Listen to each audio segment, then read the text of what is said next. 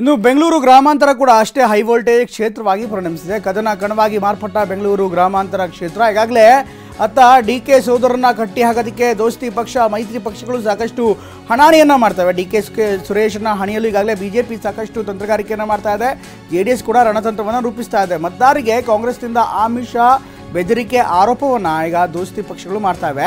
ಈ ಹಿನ್ನೆಲೆಯಲ್ಲಿ ಕ್ಷೇತ್ರದಲ್ಲಿ ಪ್ಯಾರಾಮಿಲಿಟರಿ ಫೋರ್ಸ್ ನಿಯೋಜನೆ ಮಾಡಬೇಕು ಅಂತ ದೋಸ್ತಿ ಪಕ್ಷಗಳು ಪಟ್ಟಿಡಿದಿವೆ. ಚುನಾವಣಾ ಆಯೋಗಕ್ಕೆ ಮನವಿ ಮಾಡಿರುವಂಥ ಬಿಜೆಪಿ ಹಾಗೂ ಜೆಡಿಎಸ್ ಲಿಖಿತ ರೂಪದಲ್ಲಿ ನೀವು ನಿಮ್ಮ ಮಾಹಿತಿಯನ್ನು ಅಥವಾ ದೂರನ್ನು ಮನವಿಯನ್ನು ಕೊಡಿ ಅಂತ ಆಯೋಗ ಹೇಳಿದೆ. ಈ ಕಾರಣಕ್ಕೋಸ್ಕರ ಆಯೋಗಕ್ಕೆ ಪತ್ರ ಬರೆಯಲು ವಿಜಯೇಂದ್ರ ಮತ್ತು HDK ನಿರ್ಧಾರ ಮಾಡಿದ್ದಾರೆ. ಲಿಖಿತವಾಗಿ ನೀವು ಡಿ ಕೆ ಶಿವಕುಮಾರ್ ವಿರುದ್ಧ ಇನ್ಫ್ಯಾಕ್ಟ್ ಡಿ ಕೆ ಸುರೇಶ್ ವಿರುದ್ಧ ಏನು ಆರೋಪ ಇದೆ ಅದಕ್ಕೆ ಸಂಬಂಧಪಟ್ಟಂತೆ ಲಿಖಿತವಾಗಿ ಕೊಟ್ಟರಷ್ಟೇ ನಾವು ಮುಂದಿನ ಕ್ರಮಗಳನ್ನು ಕೈಗೊಳ್ಬೋದು, ಪರಿಶೀಲನೆ ಮಾಡಿ ಮುಂದಿನ ಕ್ರಮ ಕೈಗೊಳ್ತೀವಿ ಅನ್ನುವಂಥ ಮಾತನ್ನು ಕೂಡ ಹೇಳಿದ್ದಾರೆ. ಒಟ್ಟಿನಲ್ಲಿ ಡಿ ಕೆ ಸುರೇಶ್ ವಿರುದ್ಧ ಈಗಾಗಲೇ ತೊಡೆತಟ್ಟಿರುವಂಥ ಕುಮಾರಸ್ವಾಮಿ ಹಾಗೂ ಬಿಜೆಪಿ ಈಗ ಶತಾಯಗತಾಯ ಡಿ ಕೆ ಸುರೇಶ್ ಅವರನ್ನ ಮಣಿಸೋದಕ್ಕೆ ಸಾಕಷ್ಟು ಪ್ರಯತ್ನವನ್ನು ಮಾಡ್ತಾ ಇದೆ. ಮಧುಕೇಶ್ವರ್ ಹೆಗಡೆ ಜೇನು ಕೃಷಿಯಿಂದ ವರ್ಷಕ್ಕೆ 50 ಲಕ್ಷ ಗಳಿಸ್ತಿದ್ದಾರೆ. ನೀವು ಕೂಡ ಅವರಿಂದ ಕಲಿಬೇಕಾ? ಅವ್ರ ಜೊತೆ ವಿಡಿಯೋ ಕಾಲ್ನಲ್ಲಿ ಮಾತಾಡಬೇಕಾ? ಈಗಲೇ ಫ್ರೀಡಮ್ ಆ್ಯಪ್ ಡೌನ್ಲೋಡ್ ಮಾಡಿ. ಈಗಾಗಲೇ ಡಾಕ್ಟರ್ ಮಂಜುನಾಥ್ ಬಿಜೆಪಿ ಅಭ್ಯರ್ಥಿಯಾಗಿ ಎಲ್ಲ ಕಣಕ್ಕಿಳಿತಾ ಇದ್ದಾರೆ. ಈಗಾಗಲೇ ಕೆಲ ದಿನಗಳಿಂದ ಬಿಜೆಪಿ ನಾಯಕರು ಪತ್ರಿಕಾಗೋಷ್ಠಿಯನ್ನು ಮಾಡಿ ಸಾಕಷ್ಟು ಆಮಿಷಗಳನ್ನು ಬೆಂಗಳೂರು ಗ್ರಾಮಾಂತರ ಭಾಗದಲ್ಲಿ ಒಡ್ಲಾಗ್ತಾ ಇದೆ. ಹೀಗಾಗಿ ಕೂಡಲೇ ಸಶಸ್ತ್ರ ಮೀಸಲು ಪಡೆ ಅಥವಾ ಪ್ಯಾರಾಮಿಲಿಟರಿ ಫೋರ್ಸನ್ನು ಕಣಕ್ಕಿಳಿಸಬೇಕು ಅಥವಾ ಪ್ಯಾರಾಮಿಲಿಟರಿ ಫೋರ್ಸನ್ನು ಅಲ್ಲಿ ನಿಯೋಜನೆ ಮಾಡಬೇಕು ಅಂತ ಹೇಳಲಾಗಿತ್ತು. ಈಗ ಅದೇ ವಿಚಾರಕ್ಕೆ ಸಂಬಂಧಪಟ್ಟಂತೆ ಈಗ ಕುಮಾರಸ್ವಾಮಿ ಅಥವಾ ವಿಜಯೇಂದ್ರ ಇಬ್ಬರೂ ಕೂಡ ಆಯೋಗಕ್ಕೆ ಪತ್ರ ಬರೆಯುವಂಥ ಸಾಧ್ಯತೆ ಇದೆ. ಈ ಬಗ್ಗೆ ಇನ್ನಷ್ಟು ಹೆಚ್ಚಿನ ಮಾಹಿತಿಯನ್ನು ಪಡೆಯೋಣ. ನಮ್ಮ ಪ್ರತಿನಿಧಿ ಸುನಿಲ್ ನೇರವಾಗಿ ಜಾಯ್ನ್ ಆಗ್ತಾರೆ. ಸುನಿಲ್, ಎಲ್ಲ ಡೆವಲಪ್ಮೆಂಟ್ಗಳನ್ನು ನೋಡ್ತಾ ಇದ್ದರೆ ಖಂಡಿತವಾಗ್ಲೂ ಡಿ ಕೆ ಸುರೇಶ್ ಅವರನ್ನ ಕಟ್ಟಿ ಹಾಕೋದಕ್ಕೆ ಈಗ ದೋಸ್ತಿ ಪಕ್ಷಗಳು ಮುಂದಾಗ್ತವೆ.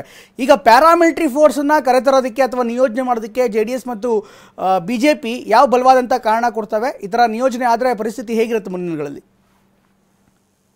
ಪ್ರಮೋದ್, ಈಗಾಗಲೇ ಚುನಾವಣೆ ಆರಂಭಕ್ಕೂ ಮುನ್ನವೀಗಾಗಲೇ ಮುನ್ನವೀಗಾಗಲೇ ಬಹುತೇಕವಾಗಿ ಘೋಷಣೆ ಸಮಯದಲ್ಲೂ ಕೂಡ ಈಗಾಗಲೇ ಬೆಂಗಳೂರು ಗ್ರಾಮಾಂತರ ಲೋಕಸಭಾ ಕ್ಷೇತ್ರ ಸಾಕಷ್ಟು ರಣರಂಗವಾಗ್ತಾ ಇದೆ. ಯಾಕೆಂದರೆ ಪ್ರಮುಖವಾಗಿ ಡಿ ಕೆ ಸುರೇಶ್ ಅವರನ್ನ ಸೋಲಿಸಲೇಬೇಕು ಅಂತೇಳಿ ಬಿಜೆಪಿ JDS ನಾಯಕರು ಶತ ಪ್ರಯತ್ನವನ್ನು ಕೂಡ ಮಾಡ್ತಾ ಇದ್ದಾರೆ. ಅದಕ್ಕೆ ಒಂದಷ್ಟು ಪುಷ್ಟಿ ಕೊಡೋದು ಈಗಾಗಲೇ ಡಾಕ್ಟರ್ ಮಂಜುನಾಥ್ ಅವರು ಕೂಡ ಈಗಾಗಲೇ ಅಭ್ಯರ್ಥಿಯಾಗಿ ಕಂಡಲ್ಲಿರುವಂಥದ್ದು. ಈಗಾಗಲೇ ಒಂದು ಕಡೆ ಕುಮಾರಸ್ವಾಮಿ ಅವರು ನೇರವಾಗಿ ಆರೋಪವನ್ನು ಮಾಡ್ತಾ ಇದ್ದಾರೆ. ಇಲ್ಲಿನ ಪರಿಸ್ಥಿತಿಯನ್ನು ನೋಡ್ತಾ ಇದ್ರೆ, ಬೆಂಗಳೂರು ಗ್ರಾಮಾಂತರ ಪರಿಸ್ಥಿತಿಯನ್ನು ನೋಡ್ತಾ ಇದ್ರೆ ಪ್ಯಾರಾಮಿಲಿಟರಿಯೇ ಒಂದು ಅಗತ್ಯ ಇದೆ, ಅನಿವಾರ್ಯವಾಗಿ ಪ್ಯಾರಾಮಿಲಿಟರಿಯನ್ನು ಕಳಿಸಲೇಬೇಕಾಗುತ್ತೆ. ಯಾಕೆಂದ್ರೆ ಒಂದು ರೀತಿ ಭಯದ ವಾತಾವರಣ ಶುರುವಾಗಿದೆ. ಒಂದ್ ಕಡೆ ಕುಕ್ಕರ್ ಹಂಚೋದಾಗ್ಬೋದು, ಸೀರೆ ಹಂಚೋದಾಗ್ಬೋದು, ಅಧಿಕಾರಿಗಳನ್ನ ದುರುಪಯೋಗ ಪಡಿಸ್ಕೊಳ್ತಾ ಇದ್ದಾರೆ. ಅಧಿಕಾರವನ್ನು ದುರುಪಯೋಗ ಪಡಿಸ್ಕೊಂಡು ಚುನಾವಣೆ ನಡೆಸ್ತಾ ಇದ್ದಾರೆ DK ಬ್ರದರ್ಸ್ ಅಂತೇಳಿ ನೇರವಾಗಿ ಕುಮಾರಸ್ವಾಮಿ ಆರೋಪ ಮಾಡಿದ್ರು. ಈ ಆರೋಪಕ್ಕೆ ಸಂಬಂಧಪಟ್ಟಂತೆ ಈಗಾಗಲೇ ಚುನಾವಣಾ ಆಯೋಗವು ಕೂಡ ಈಗಾಗಲೇ ನೀವು ಆರೋಪ ಮಾಡಿದ್ರೆ ಆ ಆರೋಪಕ್ಕೆ ಲಿಖಿತವಾಗಿ ದೂರನ್ನು ನೀಡಿ ಅಂತೇಳಿ ಈಗಾಗಲೇ ಚುನಾವಣಾ ಆಯೋಗ ಕೂಡ ಈಗಾಗಲೇ ಒಂದಷ್ಟು ಸೂಚನೆಯನ್ನು ಕೊಟ್ಟಿರುವಂತು. ಅದಕ್ಕೆ ಪೂರಕವಾಗಿ ಈಗಾಗಲೇ ಕುಮಾರಸ್ವಾಮಿ ಅವರಾಗಬಹುದು ಮತ್ತೆ ವಿಜಯೇಂದ್ರ ಅವರು ಇಬ್ಬರು ಕೂಡ ಚುನಾವಣಾ ಆಯೋಗಕ್ಕೆ ದೂರನ್ನು ಬರಲಿಕ್ಕೆ ಎಲ್ಲ ರೀತಿಯ ಸಿದ್ಧತೆಗಳು ಕೂಡ ಮಾಡ್ಕೊಂಡಿದ್ದಾರೆ. ಪ್ರಮುಖವಾಗಿ ಈ ಬಾರಿಯ ಬೆಂಗಳೂರು ಗ್ರಾಮಾಂತರ ಒಂದು ಕ್ಷೇತ್ರ ಎಂದೇ ಸಾಕಷ್ಟು ಹೈ ವೋಲ್ಟೇಜ್ ಆಗಿರುತ್ತೆ ಕ್ಷೇತ್ರ. ಆ ಒಂದು ಹಿನ್ನೆಲೆಯಲ್ಲಿ ಏನ್ ಬೇಕಾದ್ರೆ ಆಗ್ಬೋದು ಅನ್ನೋ ಹಿನ್ನೆಲೆಯಲ್ಲಿ ಈಗಾಗಲೇ ಸಕಲ ಸಿದ್ಧತೆಗಳು ಕೂಡ ಒಂದ್ ಕಡೆ ನಡೀತಾ ಇರೋದು ಒಂದ್ ಕಡೆ ಆದ್ರೆ, ಇನ್ನೊಂದ್ ಕಡೆ ಪ್ರಮುಖವಾಗಿ ಒಂದು ರೀತಿ ಭಯದ ವಾತಾವರಣ ಇದೆ ಅಂತೇಳಿ ಖುದ್ದು ಕುಮಾರಸ್ವಾಮಿ ಅವರು ಹೇಳಿರೋದ್ರಿಂದ ಪ್ಯಾರಾಮಿಲಿಟರಿಯನ್ನು ಕರೆಸ್ತಾರೆ ಕಾದು ನೋಡಬೇಕಾಗಿದೆ. ಯಾಕೆಂದ್ರೆ ಈಗಾಗಲೇ ಎಲ್ಲಾ ವಿಚಾರವನ್ನು ಬಳಸಿಕೊಂಡು DK ಬ್ರದರ್ಸ್ ಹಳಿಯಲು ಸಕಲ ಸಿದ್ಧತೆಯನ್ನು ಈಗಾಗಲೇ ಬಿಜೆಪಿ JDS ನಾಯಕರು ಮಾಡಿಕೊಂಡಿರುವಂತೂ ಶತಾಯಗತಾಯ ಸಂಸದರಂತ ಸುರೇಶ್ ಅವರನ್ನ ಸೋಲಿಸಲೇಬೇಕು ಅಂತೇಳಿ ಈಗಾಗಲೇ ಒಂದಷ್ಟು ಪ್ರಯತ್ನ ಕೂಡ ದೊಡ್ಡ ಮಟ್ಟ ನಡೀತಾ ಇದೆ. ಅದಕ್ಕೆ ಪೂರಕವಾದಂತೆ ಈಗಾಗಲೇ ಸೀರೆ ಹಂಚೋದಾಗಬಹುದು, ಬೇರೆ ಬೇರೆ ಆರೋಪಗಳನ್ನು ಕೂಡ ಈಗಾಗಲೇ JDS BJP ನಾಯಕರು ಕೂಡ ಮಾಡ್ತಾ ಇರುವಂತದ್ದು. ಅದಕ್ಕೆ ಪೂರಕವಾಗಿ ಅದ್ರ ಜೊತೆಗೆ ಈಗಾಗಲೇ ಪ್ಯಾರಾಮಿಲಿಟರಿ ಪಡೆ ಬರಬೇಕಾಗುತ್ತಿಲ್ಲ ಅಂದ್ರೆ ಪಾರದರ್ಶಕವಾಗಿ ಚುನಾವಣೆ ಆಗಲ್ಲ ಅಂತೇಳಿ ಖುದ್ದು ಕುಮಾರಸ್ವಾಮಿ ಆರೋಪ ಮಾಡೋ ಹಿನ್ನೆಲೆಯಲ್ಲಿ ಚುನಾವಣಾ ಆಯೋಗವು ಕೂಡ ಎಂಟ್ರಿ ಆಗಿದೆ. ಈ ಒಂದು ಹಿನ್ನೆಲೆ ಲಿಖಿತ ಮೂಲಕ ದೂರನ್ನು ಕೊಟ್ಟ ನಂತರದಲ್ಲಿ ಯಾವ ರೀತಿಯಾಗಿ ಚುನಾವಣಾ ಆಯೋಗ ಕ್ರಮವನ್ನು ತೆಗೆದುಕೊಳ್ಳುತ್ತೆ ಕಾದು ನೋಡಬೇಕಾಗಿದೆ. ಪ್ರಮೋದ್, ಓಕೆ, ಧನ್ಯವಾದ ಸುನಿಲ್ ಮಾಹಿತಿಗೆ. ಇದು ಈಗಾಗಲೇ ಮುನಿರತ್ನ ಮತ್ತು ಕುಮಾರಸ್ವಾಮಿ ಅವರು ಇದೇ ವಿಚಾರವಾಗಿ ನಿರಂತರವಾಗಿ ಆರೋಪಗಳನ್ನು ಮಾಡ್ತಾ ಇದ್ದಾರೆ.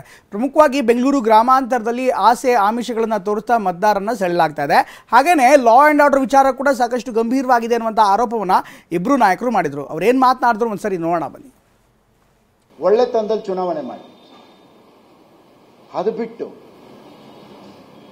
ಹಗಲು ರಾತ್ರಿ 50,000 ಸೀರೆ, 1 ಲಕ್ಷ ಸೀರೆ, 2 ಲಕ್ಷ ಸೀರೆ, 8 ಲಕ್ಷ ಕುಕ್ಕರ್ ಸೆಟ್ಟು. ಪಿಜೋನ್ ಕಂಪನಿ ಅಂತ ಒಂದು ಕಂಪನಿ, ಅಲ್ಲಿ ಸುಮಾರು 4 ಲಕ್ಷ ಕುಕ್ಕರ್ ತಯಾರಾಗಿ ನಿಂತಿದೆ. ಕುಮಾರಸ್ವಾಮಿ ಅವರು ಚುನಾವಣಾಧಿಕಾರಿಗಳಿಗೆ ಮೆಸೇಜ್ ಮಾಡಿದ್ದಾರೆ, ಆದರೂ ಇನ್ನೂ ರೈಡ್ ಮಾಡಿಲ್ಲ. ಕುಮಾರಸ್ವಾಮಿ ಅವರು ಹೇಳಿದ್ರು ಆಗಲ್ಲ, ನಾನು ಹೇಳಿದ್ರು ಆಗಲ್ಲ.